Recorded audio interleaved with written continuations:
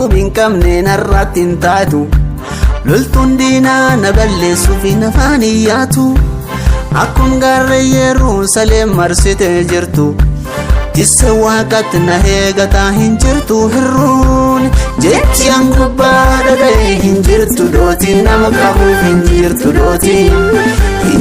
dootiin qatisse na eegu mootii jechi an gubbaa dhaga'e hin jirtu dootiin nama qabuuf hin jirtu dootiin qatisse na eegu mootii.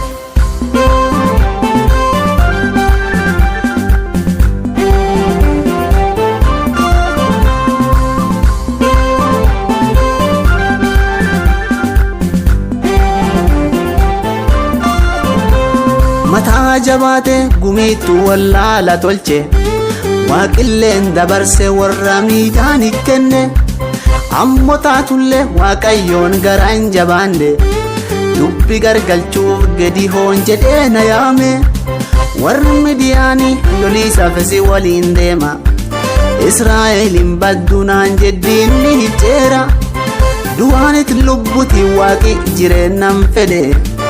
in sodaatin lafti nagaa waaqinaan jedhe jechi an gubbaa dhaga'e hin jirtu dootiin nama qabuuf hin jirtu dootiin qatisse na eegu mootii jechi an gubbaa dhaga'e hin jirtu dootiin nama qabuuf hin jirtu dootiin qatisse na eegu mootii.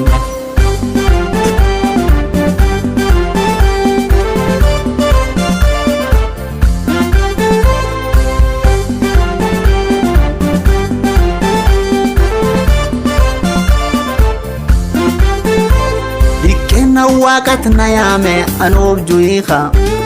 maqaa objataan abbaa sun warratti na miidha an silaa yadu'e dabre akka warra kiyya labsii du'aan an labsite obbolaan tiyya hindoone jireennatti bahee hawaaqa kiyyaan Misiritti waaqi na shuume hambulcha biyya Misiritti waaqa na shuume hambulcha biyya Yammummaa karaatti namni mul'ate fiyya jechi an gubbaa dhaga'e hin jirtu dootiin nama qabuuf hin jirtu dootiin qatisse na eegu mootii jechi an gubbaa dhaga'e hin jirtu dootiin nama qabuuf hin jirtu dootiin qatisse na eegu mootii.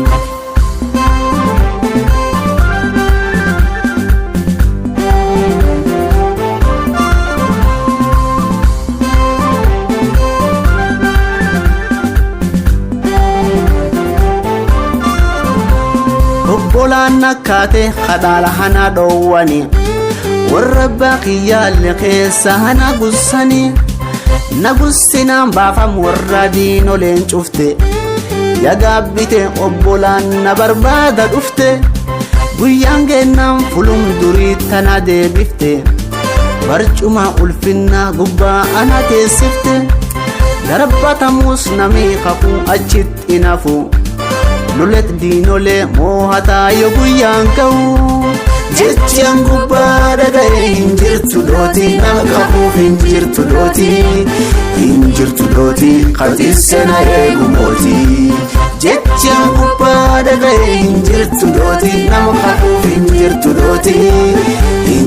dootiin qatisse na eegu mootii.